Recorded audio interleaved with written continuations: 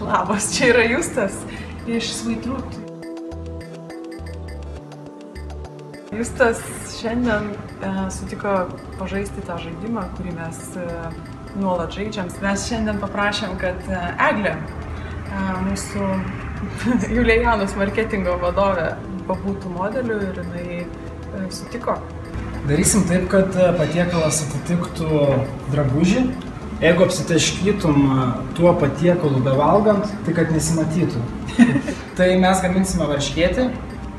3 tokie pagrindiniai akcentai šio patiekalo, tai bus varškėtis pats, aplink jį kaip padažas bus karamelizuotas pienas ir ant viršaus dėsime lietuvišką maskarponę. Pradėsim nuo tikriausiai to ilgiausio proceso, tai pieno garinimo. Jį reikės nugarinti, galim sakyti, 5 kartus. Kai gariname, atsiskleidžia visai kiti skoniai. Jisai biškį salstelėje, bet jis turi ir surumą, atrodo kaip umami kokią nors pastą, nežinau. Fantastika.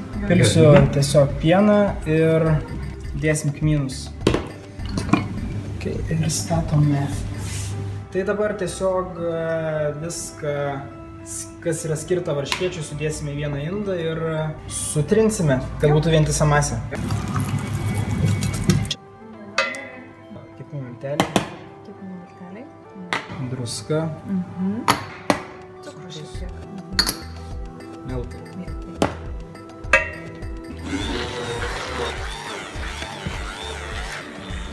Tai dabar reikia tiesiog tą masę iškloti.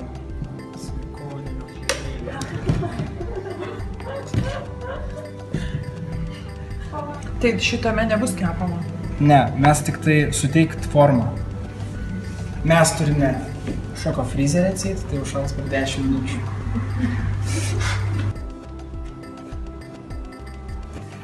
Ir tada mes juos paniruosime miltuose ir kepsim.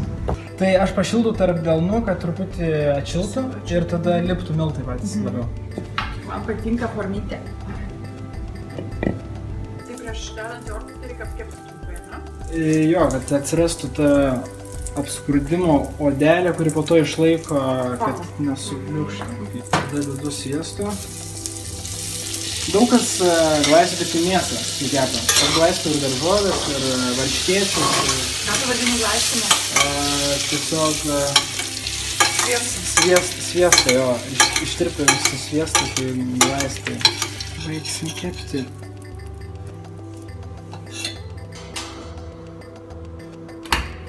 Ir 10 minučių.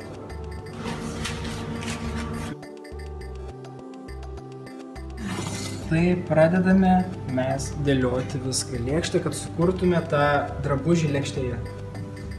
Varškėtis.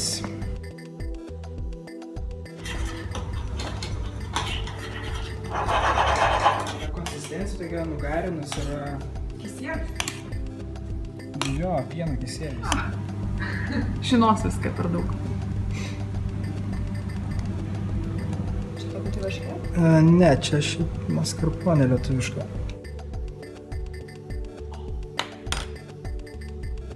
Beriama pelenus. Kieno pelenai? Iš ko? Yra kadagio spyglių šiųmetinių. Ir čia akcentas žalias. Aš nemačiau jo suknioje, bet aš pagalvojau, kad modelis bus žalių akių